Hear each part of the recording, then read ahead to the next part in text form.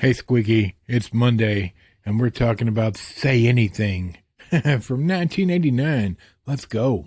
From our friends over at Blackout Coffee Company, make sure you head over and give them a try. Links in the description.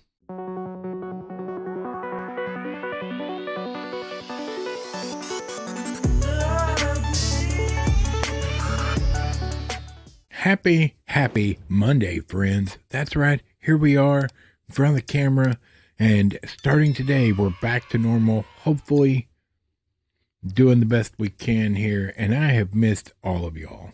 I'll tell you what, we've got some stuff to talk about here. I'll show you what we got in the mail real quick because it's coming up soon to talk about.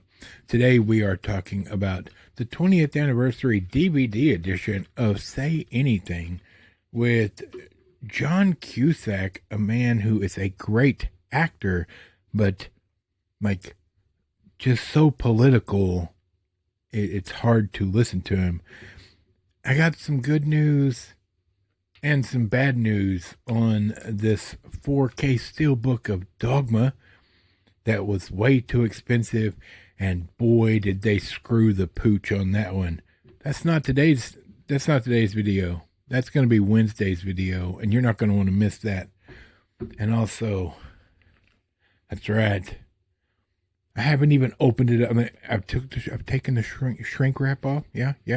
So it's open, but I have not opened it and looked at any bit of this yet. So we will do that on Friday or the beginning of next week. I don't know if we're going to be 3 videos this week, but we're going to at least be 2 for sure. But we're going to talk about this. We're going to do it in order. We're going to make a week of it, right? Excited about that 4K goodness. I've heard some rumors about it, but I don't believe it. Based on where they're coming from, I don't believe it, because all I've heard about this is some good stuff. But all right, hey, rest in peace to one of the greatest directors of all time. Rob Reiner was killed. Him and his wife were killed yesterday. Like, that's insane. I mean, evidently they've already caught the person because it was a family member, but that's just bad news all around. What's going on, Hollyweird? Like, I don't like Rob Reiner personally. I don't know him, but like, again, kind of like Cusack, he's very political, or was very political, but there is no denying that man's brilliance when it came to directing film. I mean, he made some bangers that I love and that we all love.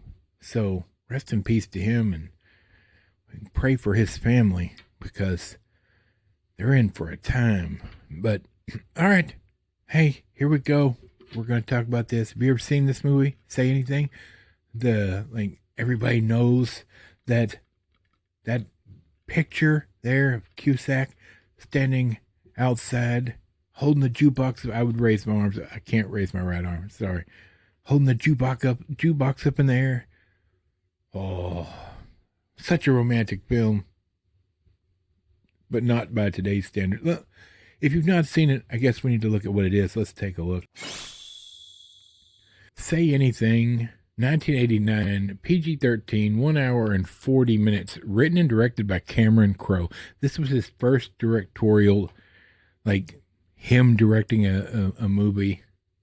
At least that's what I understand. I think he may have had a hand in helping direct the movie before this, but this was his project that he wrote, and he directed this his first time by himself.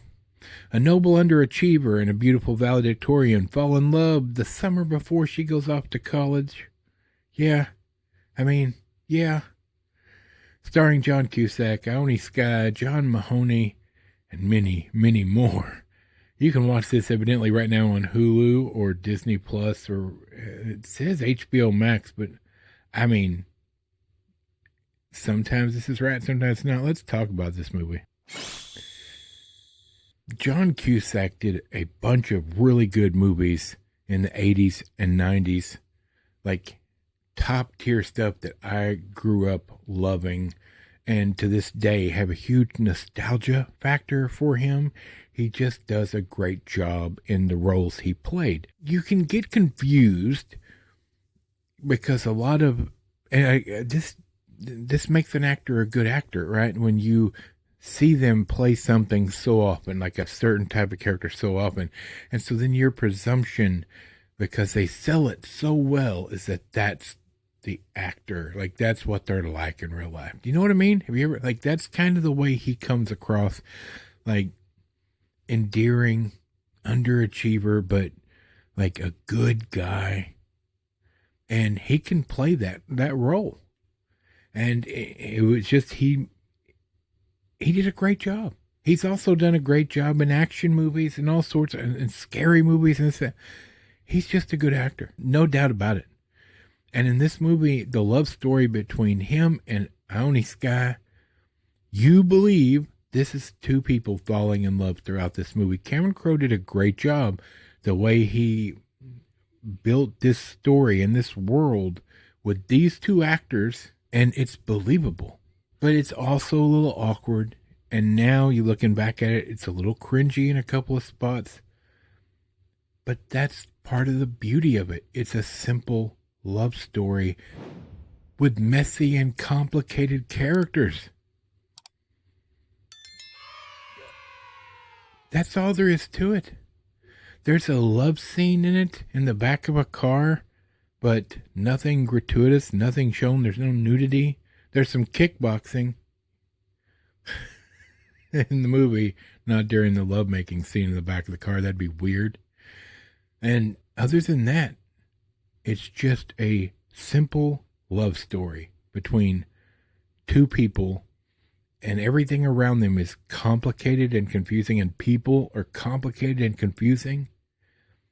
It's a great movie. It's just a good movie. I have nothing bad to say about this movie. Nerdy Wap, I think she thought it ended kind of too, like, the note that it ended on, she was kind of like, that's it? That's all? Whereas I knew what I was getting into because I'd seen it before, right? But it'd been a long, long time. I didn't remember much about it. It's that moment between school and college, that summer in between, when you realize that everything you thought you knew about people, as you start to grow up and as you start to become an adult, maybe not everything's as it seems. Have you seen this movie? Do you like this movie? Is this a movie you enjoy? What do you think about John Cusack? Do you like Cameron Crowe? I have a huge affinity for Cameron Crowe because of his movie Elizabethtown and Almost Famous. Elizabethtown is one of my all-time favorite movies, and I met Nerdy Wife in Elizabethtown. That's where she was from. So, I mean, serendipitous. All right. Hey, that's it for today. That's short and sweet, friends. Short and sweet. I got to balance everything, right? If I try to do too much, I'll end up back in the hospital. I'm not doing that. We're just going to have some fun. And Wednesday or Thursday, when the next second video this week comes out, we are going to tell you exactly how they screwed up and what's wrong with Dogma. Oh, sad day and a hard video. I've been stewing on that for 4 days now, and I am still stunned that they did this. But hey, that's just another. I mean, is it surprising Kevin Smith failed at something one more time? Whatever. All right, friends, we gotta go. We're going to start the rest of our day right now.